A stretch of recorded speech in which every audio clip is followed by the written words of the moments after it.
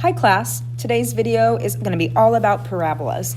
We've talked about parabolas before this year, and you even did that in Algebra 1, but what we're going to be really focusing on are two new types of parabolas. So this whole time we've been dealing with parabolas that when you graph, open, up, and down. Today we're going to be also seeing parabolas that can go left to right. So before we get started with all of that, we need to review a couple things.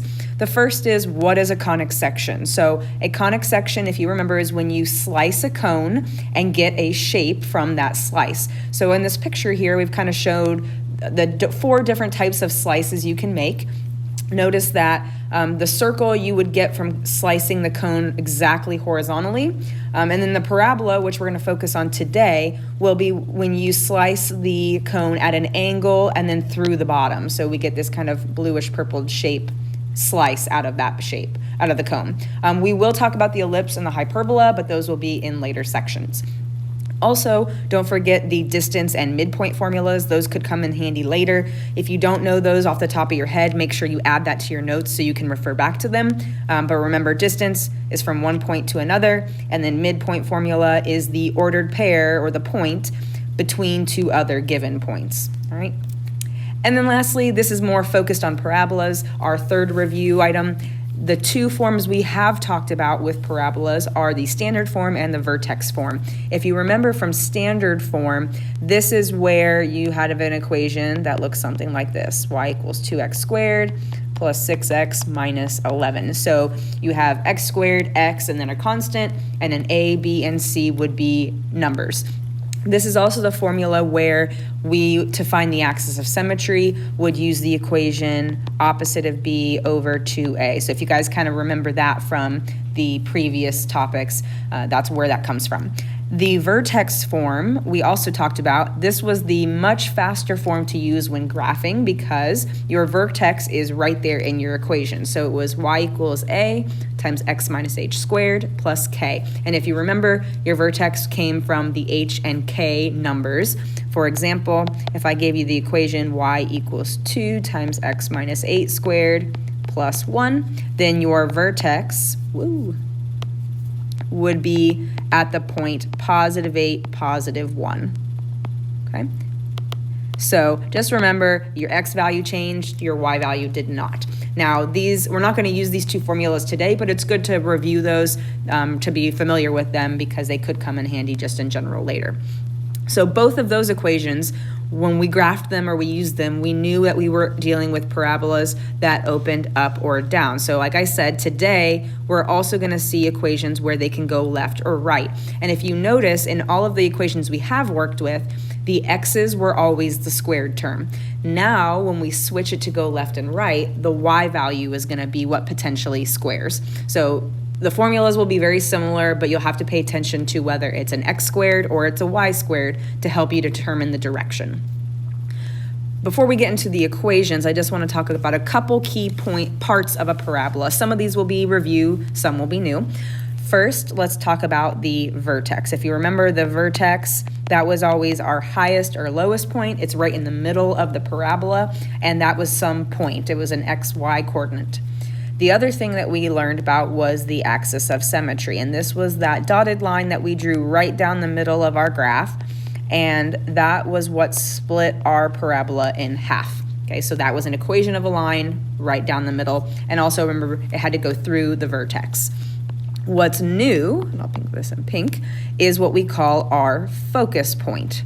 So this is a point that is inside the parabola, and this point has a really unique property.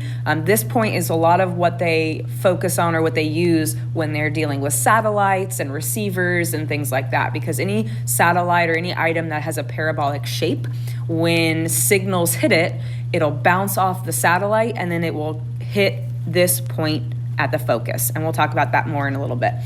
So that's always inside the parabola, and then the thing that goes with it, or on the opposite side of it, is what we call the directrix.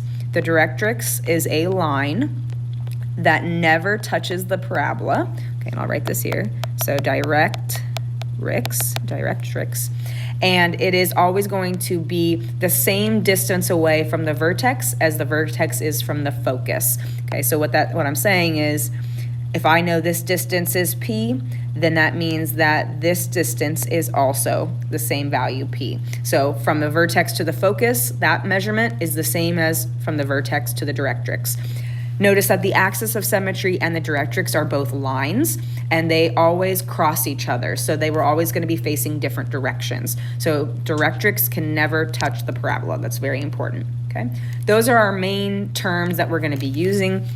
The only other cool thing about parabolas that you might want to know, if I draw any segment from the focus to the parabola, that measurement should be the same distance when I draw that segment to the directrix. Now, my picture is not drawn to scale, but realistically, those measurements should be the same. And that can happen with any point on the parabola, no matter where you draw it. I could draw another segment from here to here, and then down to the directrix, and those should be equal measurements as well. Okay, so really unique property. That's why focus and directrix are related, because their distances are the same anywhere on the parabola. Here's a cool picture of one of the largest satellite dishes that is built. We've got this really cool parabolic shape. That's what the actual dish is. And then if you notice here, there's this thing hanging above it. More likely than not, that receiver is centered at the focus. So that's that point we were just talking about that's inside the parabola. So keep in mind when we graph, parabolas go on forever, but obviously satellites can't be built up forever, so they do stop, but the receiver is still considered in the interior of it. So what would happen is you'd have all these different signals coming in, they'd hit your satellite, and then they'd bounce up to hit this point there, okay, no matter where those signals were coming in from. Okay. The two forms we're going to be focused on today, I've got written out here. It's called transformational form. They're almost identical. One is used when your graph goes up and down, so your parabola might go up or it might go down. And then the bottom one is when your graph could be going left or right. Okay, so two different options. Notice that the h and k are still the same, so our vertex, just like before, is going to be h, k. Same with the bottom one. The major difference between the two is that one equation, the up or down, has the x that's squared, whereas in the left or right equation, the y is squared. No other letters change places. It's just the x minus h moves depending on which way the graph is going, okay?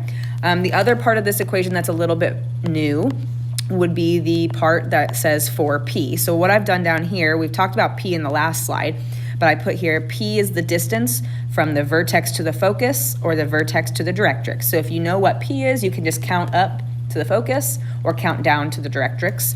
And 4p, which is what's in your equation for both of those, that is the width of the parabola. So if I have a parabola drawn in, and here's my focus, then my 4p value, my distance there, is going to go from one side of the parabola all the way through the focus to the other side.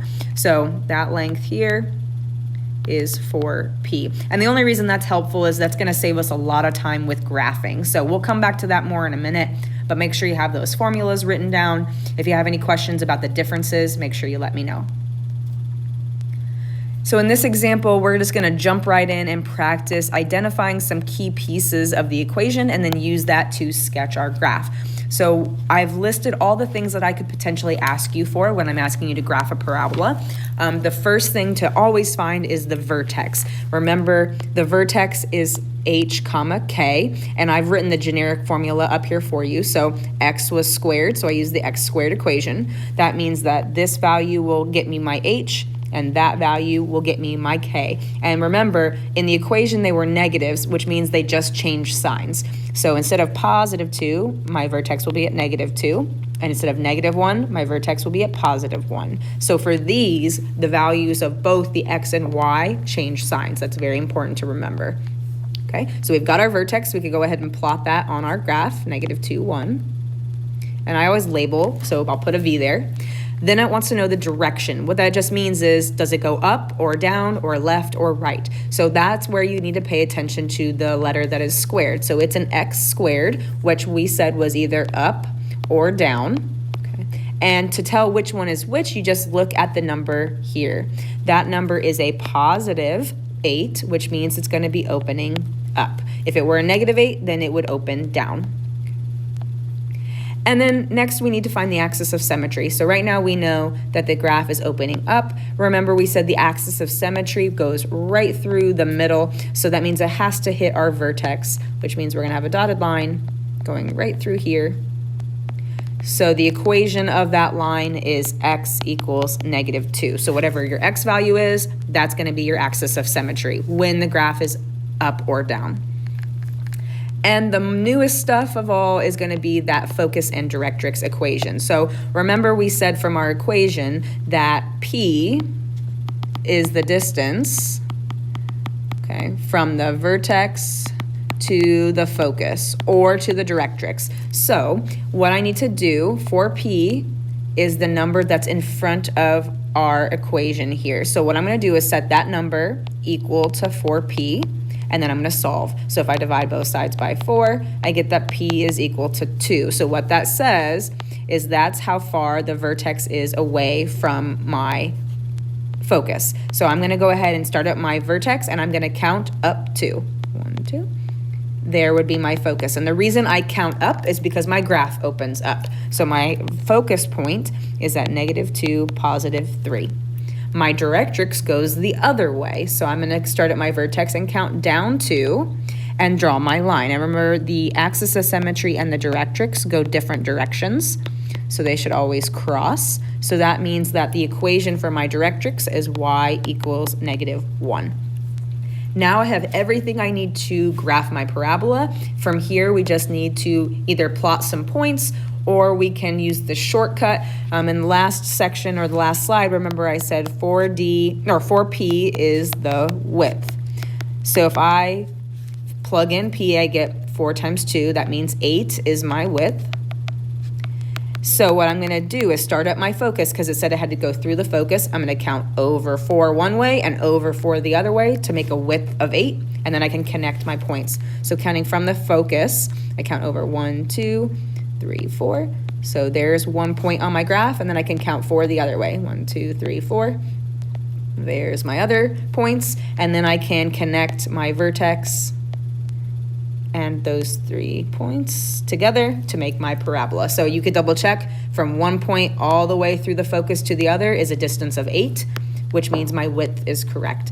Now, if you don't remember that trick, you can always make a table, plug in numbers for X and solve for Y, but obviously knowing this little trick will save you a lot of time with graphing. So a table is always okay, but it just takes time. So use those shortcuts if you remember them. If not, use it, plug into a table. That'll be perfectly fine as well.